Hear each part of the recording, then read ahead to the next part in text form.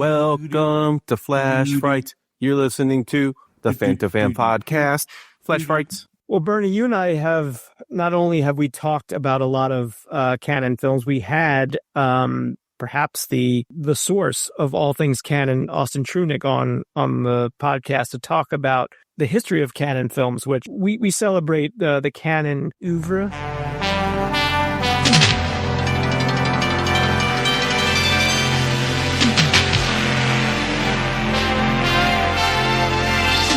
Delta Force, Missing in Action, Get 'em Chuck, all the American Ninja movies. They were very much part of our well-balanced diet in the 80s into the 90s. Goban and Globus, thank you very much. And like you said, Austin literally wrote the book, right? The Canon Film Guides, Volume 1 and 2. And yeah, I mean, when you look at some of those movies and how integral they were part of our childhoods, I mean, and also how some of those movies I find like I revisit more often. I want Franco Nero to wink at me, canon films all the way. Yeah, I mean, you really haven't lived until Franco Nero's winking at you at the end of Enter the Ninja, or any movie for that matter, any Franco Nero movie. So imagine my surprise while scrolling through the ubiquitous streaming services, Tubi to be specific, which is always a potential goldmine to find stuff that maybe you missed the first, second, third, fourth, fifth time through, where I came across this movie called X-Ray. Isn't this the hospital where they had all that trouble last year? What trouble? Some patient ran amok or something. Oh, please. I'll see you in a minute. You think you could get that result for me so I could be on my way and I wouldn't have to hang around here all day? I'm afraid we're going to have to keep you here for a while. I'm going to be a little bit late, sweetheart. Get undressed. Don't open the door for anybody, okay?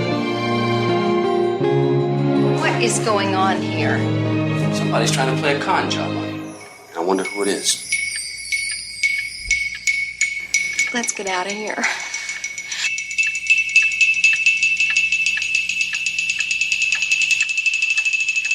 Going somewhere? I don't want a private room. I want out. Children, Christ! You scared the shit out of me. Came out in 1981. Just looking at the thumbnail, slasher, right in the heyday, right as Friday the 13th Part 2's coming out. We're not at peak slasher yet, but this is definitely riding that early slasher wave. So I was like, I've always got time for one of these, especially one that I've never heard of before. So I've got to check it out. Like, stars Barbi Benton, who's a former Playboy playmate. That wasn't necessarily the selling point for me. It wasn't also not a selling point for me. And so I threw it on and thinking, okay, discovered The Prowler not too long ago, which I had definitely seen that box in the video store when I was a kid. And, having watched it now, like, oh, Tom Savini, got it, know a bit more of the history of that. He went and did that instead of doing Friday the 13th Part 2. That's got like its place in horror slasher history. But X-Ray, I'm like, what is this? So I put it on and boy, oh boy, was I in for something with this. But the reason that I bring up canon at the beginning of this conversation is that as the credits start rolling, a Canon production comes on screen. And I immediately am like, what? Canon Films? Did you get the Canon logo? Did not get the Canon logo. So I think this is probably because it's 81. This is still pretty early days of Canon.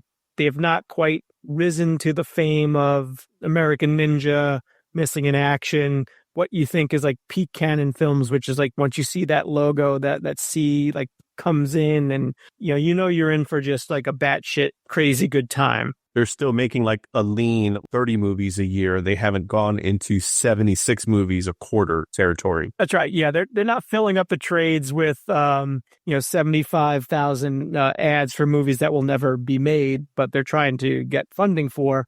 This one, yeah, riding the coattails of those Friday the 13th, early Friday the 13th and Halloween sequels. And what can I say? This movie, the best way I could describe it is that it's like someone threw all the ideas and bits that you would expect to find in a slasher without bothering to have it make any sense. You could say, Pete, that describes 90% of every slasher movie made in the 80s. And I would say, sir or ma'am, you are correct, but this kind of takes it to new heights or lows depending on where you fall on that spectrum. Like there's just a lot of nonsensical things going on. Like it centers around this woman, Barbi Benton, who has just a normal checkup at the hospital, finds herself there for hours, as is revealed in like the cold open. There's like and this is, again, a lot of 80s movies did this. It like takes place, there's like some kids, it's Valentine's Day, and there's a boy and a girl kind of just hanging out in the living room, and they're exchanging Valentines. It's all very innocent and fun, whatever. But there's another kid peeping through the window, played by Buddy from Just One of the Guys himself, Billy Jacoby. Needless to say, this young rapscallion is not happy with the other two exchanging Valentines. So while the girl goes into the kitchen to, I think, cut a piece of cake, she comes back out and her friend is hanging from the coat rack. You know, she screams. We cut to present day, and now the grown-up girl is now played by Barbi Benton. I think she gets a promotion, and so part of her promotion is she needs to have a doctor's checkup or something like that. I don't know. She goes to this hospital, and then immediately there's a killer who exchanges her x-rays with one that shows, I don't know, it looks like there's like pasta on the x-ray. I don't know what's going on. I'm not a doctor, so, you know, this is a layman's term. That there's, sorry, Miss Jones, but there appears to be a lot of pasta in your x-ray. We're going to need you to stick around to run some more tests, which is basically what happens. And so that's the extent of the movie, and people will get killed around her. She's increasingly getting crazier and crazier with reason, but the doctors, of course, are now like, oh, well, now she's a problem. So she's divorced. She's got a daughter. At the beginning, she's with the daughter and the ex-husband. The boyfriend picks her up, takes her to her appointment. He falls asleep in the car waiting for her. It's almost like a scene out of Airplane where like the taxi driver's like waiting, and then at the end he's still there, like, all right, well, I'm gonna give him another 5 minutes. Like, he falls asleep in the car. 2/3 to 3/4 of the movie passes before he finally wakes up and is like, oh, it's dark out, I should check on my girlfriend, which he does. Proceeds to do some of the dumbest, you know, things that you would ever expect a human being to do. There's definitely some entertainment to be had watching this, but it is a mess.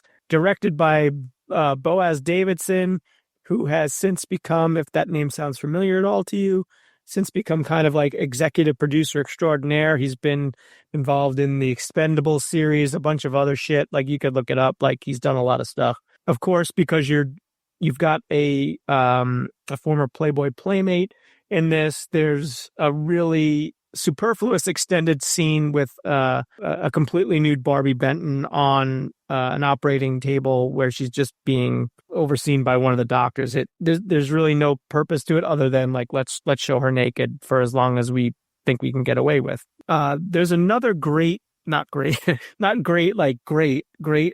terms of what are they doing, where she is in the hallway trying to escape the killer. And again, I'm not going to give away the spoiler alert, but if you don't see who the killer is, like right from the get-go, like you might never have watched a moving picture in your life. It's really, there's not a whole lot of surprise when you get to the end of this one. But there's a scene where she's trying to escape the killer, who is either disguised or pretending to be a doctor in this hospital. And so the hallway is completely empty. It's basically dark, and there's one of those like hospital screens, you know, that like you would like maybe step behind to get changed into your hospital gown. And so she's hiding behind that, and the doctor killer, who's always masked, so you don't see who it is until the end, he's in the hallway with her, and she's trying not to make a sound. You know, these hospital screens, they don't go all the way to the floor, so you'd be able to see someone's feet if they were hiding behind it. She drops a lighter, which makes a loud clattering sound on the floor, alerts the doctor. Again, there is nothing else in this hallway other than this screen. And so they try to show like the tension of him slowly walking towards the screen while she's like, now her foot is literally out in the hallway trying to tap the lighter and drag it back under the screen. Like, unless a blind person would be the only one that would not see what's going on in this. So you think like, oh, well, she's definitely going to be found out. The doctor, of course, just walks right past the screen, then turns around and comes back. And you get a shot of the screen with the doctor in the foreground over the shoulder. So you can see that you can see that there's no one physically behind the screen. which you could say is like, well, that's just, a little error in the camera work. But like the whole thing makes no sense. Like there's in no world would any human being be like, oh, I wonder what that sound was. Must be my imagination. Oh, maybe I should check behind this random screen that's in the hallway. So I feel like that is a good summary of X-Ray, aka Hospital Massacre, as it was originally known. I saw that, and I think the fact you said the Valentine's Day intro, everything you said about that intro reminded me a lot of the intro of Prom Night, where it kind of had that sort of like Vaseline on the lens. Completely same feel. Yep. You nailed it. Yep. Okay. Yeah. And just the fact that, so AKA Hospital Massacre, AKA Be My Valentine. So this is kind of like the other unknown, underrated My Bloody Valentine. The age old argument of Die Hard being a Christmas movie. So you're telling me, Pete, X-Ray is really a Valentine's Day movie, but no one really talks about it. Yeah. Don't see Heart Eyes. This movie this movie does for Valentine's Day what Heart Eyes should have done and didn't. It's funny too, because seeing the poster, right? Like you think 1978 Halloween is able to, I guess I'll say it's able to escape orbit. It gets enough attention at the box office. It gets enough attention from audiences to become like a thing in pop culture. And then I think there's that well-known conversation sometime after the success of 1978's Halloween, directed by Pete. I believe his name was John Carpenter. John Carpenter. That's right. John Carpenter. Cha-ching. Steve Miner, I think, basically calls a bunch of people and says, hey, how do we rip this off? And that's how we get into the 1980s, Friday the 13th. And this comes out a few years after that. So it seems like it's in the wake of the success of Halloween. How do we, with a small budget, try to bank on an audience that might be interested in this? I think what's also interesting is also like seeing at the poster, you're talking about like the doctor, right? Like there's a seemingly attempt at a mystery here. Attempt seems like is doing a lot of work in that sentence. But I also appreciate those movies, these early movies. You think about, The Dentist or Dr. Giggles, and you could easily put that in like a horror setting. You can also do that with like a doctor who's wearing, the lab coat or scrubs or something. And it seems like this movie was trying to unsuccessfully, because we don't really have whoever this killer is, the X-Ray killer, the Hospital Massacre killer, in our Mount Rushmore of slasher films. But I appreciate that they tried at least to create something that's not necessarily like the coal miner killer, My Bloody Valentine, but it's like, hey, what if we put a mask on this guy and he walks around like in the hospital, like Michael Myers? Okay, well, hey, you guys are trying something. Yeah, and it's interesting. I mean, and surprisingly, for Canon Films to try and exploit a burgeoning genre that was successful by coming and be like, oh, we got to make one of these too. But yeah, the poster. The box art is interesting enough. It would have drawn me in as a kid at the video store, but like I said, like this was never on my radar, and so it's always interesting how certain things or certain films like somehow just kind of pass through the ether, now just get unearthed again like decades later. Maybe an extra pass at the script, maybe with a little more production time, could have risen to the level of something like The Prowler, where it would have been like paint by numbers, but like solid, serviceable slasher movie. All the elements are there. Like if you watch this movie, you'll be like, oh, okay, this all makes sense. Like it's that cold open, like you said, like something out of Prom Night. I've seen that before. It's the eerie hospital setting. It's like the woman's not being believed because she's being stalked by, this doctor that's offing everyone.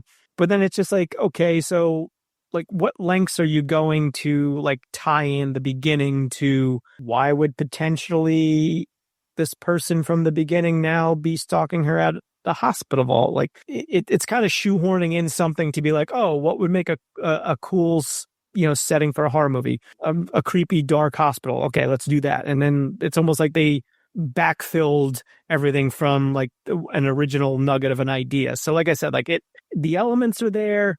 It's just not paid off in a way that's very satisfying. So I think there's a reason why this movie went kind of lost and forgotten for 40 some odd years. So that's X-Ray. Watch it at your leisure, at your peril, at your own personal level of enjoyment. If you are a fan like we are of people doing silly, nonsensical things and you have a high tolerance for so bad they're good movies. I wouldn't say this one rises to that level, but it takes a couple of swings at it. So if that's up your alley, then by all means, schedule your X-ray today.